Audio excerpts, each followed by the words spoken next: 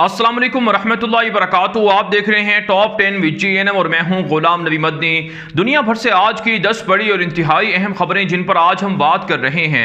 नाज़रीन किराम, आज 22 जुलाई 2020 है और आज दिन है बुध का। ये टॉप 10 विद GNM का सुबह का बुलेटिन है। खबरों का सिलसिला शुरू कर लेते हैं। जो आज की पहली बड़ी खबर है ये पाकिस्तान से है। पाकिस्तान के आर्मी चीफ जनरल कमर जवेद बाजवा की जेर सदारत कोर कमांडर इजलास हुआ है, जिसमें खित्ते की बदलती सूरत हाल और पाकिस्तान और अफगानिस्तान के ताल्लुकात या अफगानिस्तान के अंदर तालिबान की इमारत इस्लामिया की मुस्तकबिल की हुकूमतें और इसके अलावा चीन और भारत के दरमियान लद्दाख के तनाज़े पर गौर व फिक्र किया गया है। कश्मीर के अंदर बदलती सूरत हाल का भी जायजा लिया गया है। अंदरूनी सिक्योरिटी सूरत हाल पर भी गौर व फिक्र किया गया है और कुलभूषण जाधव जैसी बाक़ियात के खिलाफ अफवाज पाकिस्तान का जो ऑपरेशन है और बलूचिस्तान के अंदर और पाक अफगान बॉर्डर पर जो फेंसिंग का मामला है, इन सारे मामलात पर गौर व फिक्र किया गया है। नाज़रीन काम, आप जानते हैं अफवाज पाकिस्तान गिलगित बल्तिस्तान के अंदर अलर्ट है और भारत ने आज़ाद कश्मीर और गिलगित बल्तिस्तान पर हमले की धमकियां दे रखी हैं। साथ साथ LOC पर लाइन ऑफ कंट्रोल पर रोजाना की बुनियाद पर हमले हो रहे हैं। इसका रद्द अमल भी भारत को दिया जा रहा है। फिर भारत कुलभूषण जाधव की रिहाई चाहता है, जबकि अफवाज पाकिस्तान कुलभूषण जाधव जैसे दहशतगर्द जासूस को फांसी देना चाहती है। और इसके अलावा आप जानते हैं चीन और भारत के साथ जो लड़ाई है लद्दाख के अंदर, उसका बराह रास्त हदफ और टारगेट भारत के लिए वो पाकिस्तान भी है। तो इन सारी चीज़ों पर कोर कमांडर इजलास में गौर फिक्र हुआ है और अफवाज पाकिस्तान ने फैसला किया है कि खित्ते के अंदर बदलती हुई सूरत हाल के मुताबिक अफवाज पाकिस्तान अपनी तैयारियां जारी रखे हुए हैं और किसी भी मुमकिन खतरे से निमटने के लिए भरपूर तरीके से जवाब देने की सलाहियत भी हासिल कर ली गई है। राफेल तैयारे लद्दाख के अंदर आ रहे हैं। उनको F-17 तैयारों के जरिए से पाकिस्तान टारगेट करके अगर उन्होंने जारियत की तो दुनिया को सरप्राइज और भारत को सरप्राइज भी दिया जा सकता है।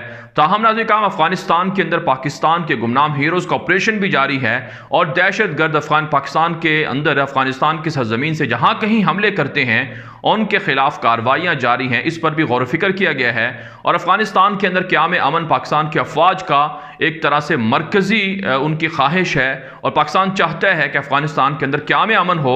इंटर अफगान मुज़ाकरात का राउंड है, उसके लिए पाकिस्तान की फौज और पाकिस्तान की हुकूमत ताउन भी कर रही है और तालिबान के साथ अमेरिका और तालिबान का जो एग्रीमेंट है इसमें पाकिस्तान ही ने मरकजी रोल प्ले किया था। इस वजह से पाकिस्तान अफगानिस्तान की अंदरूनी सूरत हाल और मुस्तकबिल में जो आने वाली तब्दीलियां हैं उन पर गहरी नज़र रखे हुए है, ताकि आने वाले दिनों में ना अफगान अवाम को और ना पाकिस्तान के अवाम को कोई मुश्किलात का सामना करना पड़े। और इस कोर कमांडर इजलास के अंदर हतमी तौर पर फैसला किया गया है कि भारत के खिलाफ मकबूजा कश्मीर की आज़ादी के लिए अब फैसला कुन मार्का शुरू किया जाएगा और कश्मीर के अंदर भारत की जितनी दरअंदाजियाँ हैं उनके रोकने के लिए अब अमली कदम उठाया जाएगा। और ये अमली कदम इतना बड़ा सरप्राइज है भारत के लिए जिसके नताइज आने वाले दिनों में दुनिया और भारत देखेगी। आगे बढ़ लेते हैं काम। जो आज की दूसरी बड़ी खबर है ये चीन और भारत के दरमियान लद्दाख के अंदर जारी जंग और तनाज़े के हवाले से है। नाज़रीन काम, भारतीय मीडिया झूठ तो बोल ही रहा है, मोदी हुकूमत भी झूठ बोल रही है कि मामलात सुलझ गए हैं, लेकिन हक़ाइक़ ये हैं जो हम आपको अपडेट कर रहे हैं कि मामलात सुलझे नहीं बल्कि मज़ीद ख़राब से ख़राब होते जा रहे हैं। अब एक और ताज़ा तरीन मिसाल या वाक़या पेश आया है कि भारत की बहरिया के अंदर शामिल जितने भी जंगी जहाज़ हैं उन सब को निकाल कर लद्दाख के अंदर शुमाली एयरबेस जो हैं भारत के वहाँ पर पहुँचा दिए गए हैं। इन जंगी जहाज़ों के ज़रिए से चाइना पर प्रेशर बढ़ाया जा रहा है। भारतीय फ़िज़ाइया की तैयारियां इस कदर उरूज पर जा पहुंची हैं कि तमाम के तमाम जंगी जहाज़ वो शुमाली सेक्टर्स के अंदर मौजूद भारतीय एयरबेसेस पर अलर्ट कर दिए गए हैं और रोज़ाना की बुनियाद पर भारतीय जंगी जहाज़ लद्दाख के अंदर LOC पर LAC पर मुसलसल जंगी परवाज़ें कर रहे हैं और पेट्रोलिंग कर रहे हैं, जो एक तरह से बड़ी जंग की तैयारी है। इसके अलावा हमारी इतलात ये हैं कि भारत ने तामीराती काम तेज़ कर दिए हैं और चाइना भी अपनी पोजीशनें बढ़ा रहा है। रोज़ाना की बुनियाद पर भारतीय फ़ौजी वहाँ पर पहुँच रहे हैं। दोनों तरफ से फ़ौजियों में इजाफा हो रहा है। फिर तीसरी तरफ नाज़रीन इकराम, कल हमने आपको खबर दी थी और आज दुनिया भर के अंदर ये बात डिस्कस हो रही है कि अमरीकी बहरिया भारत के साथ मिलकर जंगी मशकें भी शुरू किए हुए हैं, जो एक तरह से खित्ते के अंदर चीन की बदलती हुई सूरत हाल या चीन के खिलाफ एक तरह से घेराव करने के लिए नया इत्तेहाद तश्कील दिया जा रहा है। आगे बढ़ लेते हैं जी। जो आज की तीसरी बड़ी खबर है ये अफगानिस्तान से है। अफगानिस्तान के अंदर तालिबान के सियासी तर्जुमान जो दोहा के अंदर मौजूद हैं, सुहेल शाहीन, उन्होंने ऐलान किया है कि 16 मजीद कैदी काबुल इंतजामिया के रिहा कर दिए गए हैं और तालिबान अपने वादे पर कायम है और कैदियों को रिहा कर रहे हैं, जबकि काबुल इंतजामिया तालिबान कैदियों की रिहाई में जानबूझकर ताखीर कर रही है।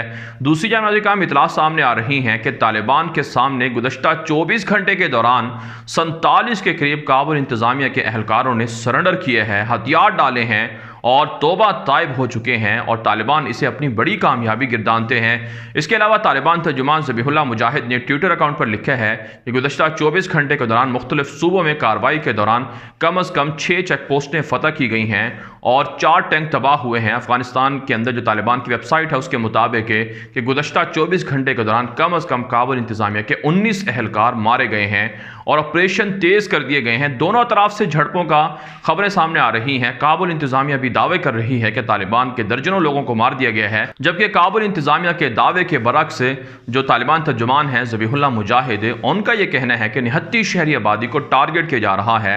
इसका रद्द अमल तालिबान भरपूर तरीके से भी दे रहे हैं। आगे बढ़ लेते हैं जी। जो आज की चौथी बड़ी खबर है ये इराक और ईरान के ताल्लुकात के हवाले से है। नाज़रीन, इराक के नए वज़ीर आज़म मुस्तफ़ा काज़मी ने दौरा किया है ईरान का। ईरानी सदर हसन रूहानी से और ईरान के सुप्रीम लीडर अली ख़ामनाई से अलहदा मुलाकातें हुई हैं।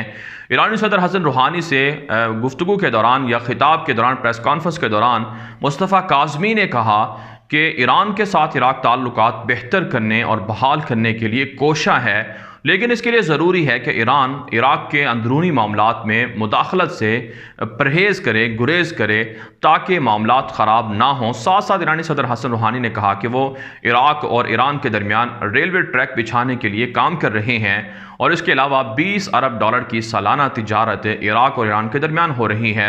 नाज़रीन किराम, इतला सामने आ रही हैं कि जब से चाइना और ईरान के दरमियान 400 अरब डॉलर का एग्रीमेंट या मुआहिदा हुआ है, उसके बाद से ईरान की इकॉनमी को फ़ायदा पहुंचना शुरू हुआ है और चाइना इराक के जो पेट्रोल के कुएं हैं, तेल के कुएं हैं, उनमें भी सरमायाकारी कर चुका है। यूं चाइना ईरान और इराक के पेट्रोल और कुदरती गैस के ज़खायर से फ़ायदा उठा रहा है और ईरान के साथ इराक को जोड़ने के लिए जो रेलवे ट्रैक है वो भी चाइना ही की जानिब से बनाया जा रहा है, जो एक तरह से खित्ते के अंदर बड़ी तब्दीलियों का इशारा है। और इराकी वज़ीर आज़म मुस्तफ़ा काज़मी ने दौरा करना था इससे पहले सऊदी अरब का, लेकिन सऊदी शाह सलमान की बीमारी की वजह से वो दौरा आर्जी तौर पर मुअत्तल हुआ है। लेकिन अब उम्मीद ये की जा रही है कि मुस्तफ़ा काज़मी इराक और ईरान और इसी तरह से सऊदी अरब के दरमियान ताल्लुकात बहाली के लिए भी कोशा हैं। आगे बढ़ लेते हैं काम। जो आज की 5वीं बड़ी खबर है ये ईरानी सुप्रीम लीडर अली ख़ामनाई की जानिब से एक मरतबा फिर अमरीका को बराह रास्त धमकी दी गई है कि कासिम सुलेमानी की हलाकत को ईरान नहीं भुला पाया है। बगदाद एयरपोर्ट पर कासिम सुलेमानी को जनवरी में अमेरिका ने ड्रोन तैयारों के जरिए से मार डाला था और उनके साथ एक और अल-हशद शाबी के कमांडर थे, उन्हें भी मार डाला गया था। इराकी वज़ीर आज़म मुस्तफ़ा काज़मी के दौरे के मौके पर, उनसे मुलाकात के मौके पर ईरानी सुप्रीम लीडर अली ख़ामनाई ने कहा है कि वो इसका रद्द अमल भी उसी तरह देंगे जिस तरह से अमेरिका ने कासिम सुलेमानी को मारा था, यानी कोई बड़ी शख्सियत जो अमेरिका की होगी उसे बगदाद एयरपोर्ट पर मारा जा सकता है। इसका वाज़ेह मतलब तो ये सामने आ रहा है क्योंकि नाज़रीन आप जानते हैं इराक के अंदर अमरीकियों पर हमले बढ़ चुके हैं। बगदाद के अंदर ग्रीन जोन में वाक़े जो सफारतखाना है अमेरिका का, फ़ौजी अड्डे हैं, उन पर भी हमले हो रहे हैं और हशद शाबी जो ईरान नवाज मुसल्लह तंजीमें हैं उनके खिलाफ भी अमरीकी ऑपरेशन तेज़ हो चुके हैं। यही वजह है नाज़रीन, बहुत से माहिरीन का मानना है कि आने वाले दिनों में इराक के अंदर अमरीकियों पर बड़े हमले हो सकते हैं। आगे बढ़ लेते हैं नाज़रीन, जो आज की 6ठी बड़ी खबर है ये आज़रबाईजान और आर्मीनिया के दरमियान एक मरतबा फिर जंग के हवाले से है। नाज़रीन आप जानते हैं आर्मीनिया और आज़रबाईजान ये तुर्की से मुल्हिका सरहदी इलाकों में वाक़ ममालिक हैं। आर्मीनिया ईसाई मुल्क है और कट्टर किस्म के ईसाई वहाँ पर रहते हैं, जबकि आज़रबाईजान एक मुसलमान मुल्क है। आर्मीनिया के ईसाई जो कट्टर किस्म के हैं वो आज़रबाईजान के कई इलाकों पर कब्जा भी किए हुए हैं। सोवियत यूनियन का ये हिस्सा हुआ करती थी।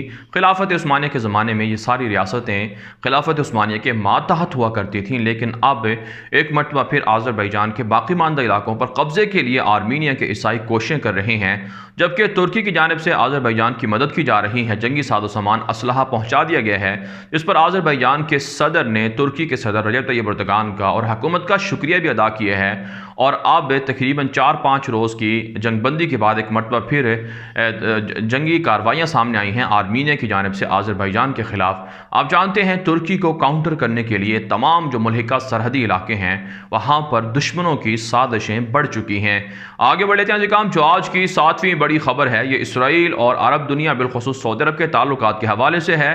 नाज़रीन काम, इसराइल के यहूदी चाहते हैं कि अरबों के साथ बैकडोर राब्ते करके ताल्लुकात बहाल करके ग्रेटर इसराइल को बनाया जाए, मस्जिद अक्सा को गिराया जाए, फ़लस्तीनी इलाकों पर कब्जा किया जाए। इसके लिए डील ऑफ सेंचुरी का प्लान सामने आया था जो ट्रंप और नेतन्याहू ने शुरू किया था, और एलानिया तौर पर UAE मुत्तहिदा इमारात ताल्लुकात भी इसराइल के साथ कायम कर चुका है, जबकि खामोश तरीके से सऊदी अरब के इसराइल के साथ ताल्लुकात भी चल रहे हैं और मिस्र तो पहले ही इसराइल के साथ ताल्लुकात कायम किए हुए हैं। अब इतलात सामने आ रही हैं कि जैसे ही सऊदी बादशाह शाह सलमान बीमार हुए तो उनकी शिफा याबी के लिए जो इसराइल के यहूदी रिब्बी हैं वो भी दुआएं करने लग गए हैं। एक ताज़ा वीडियो वायरल हो रही है, इसराइली अखबारात के अंदर मीडिया पर नशर हो रही है और ट्विटर पर भी नशर की जा रही है। जज़ीरा ने इसे रिपोर्ट किया है कि सऊदी बादशाह शाह सलमान की जो बीमारी है उसके हवाले से इसराइल के मशहूर रिब्बी वो दुआ कर रहे हैं कि उनको जल्द सेहत मिले ताकि वो जो मुक़द्दस मकामात हैं उनकी हिफाजत कर सकें। नाज़रीन काम, यहूदी मुसलमानों के सख्त तरीन और अज़ली दुश्मन हैं। अल्लाह ताला ने कुरान पाक के अंदर मुसलमानों को यहूदियों से दोस्ती और ताल्लुकात रखने से रोका है, बाज़ रखा है, और रसूल अकरम सल्लल्लाहु अलैहि वसल्लम के जितने भी फरामीन हैं उन सब में हमें यही मिलता है कि यहूदी और ईसाई मुसलमानों के कभी दोस्त नहीं हो सकते। वलन तरदा अन्कल यहूद वलन नसारा हत्ता तत्तबिअ मिल्लतहुम। अल्लाह ताला का ये वाज़ेह फरमान मौजूद है कि जब तक आप उनके अकायद इख्तियार ना कर लें तब तक वो आपसे राज़ी नहीं होंगे, चाहे आप जो कुछ मर्जी कर लें। इसलिए मुसलमानों को एहतियात करनी चाहिए और यहूदियों की साजिशों से खबरदार रहना चाहिए। आगे बढ़े जाए काम। जो आज की 8वीं बड़ी खबर है ये अमरीकी इंतखाबात के हवाले से है।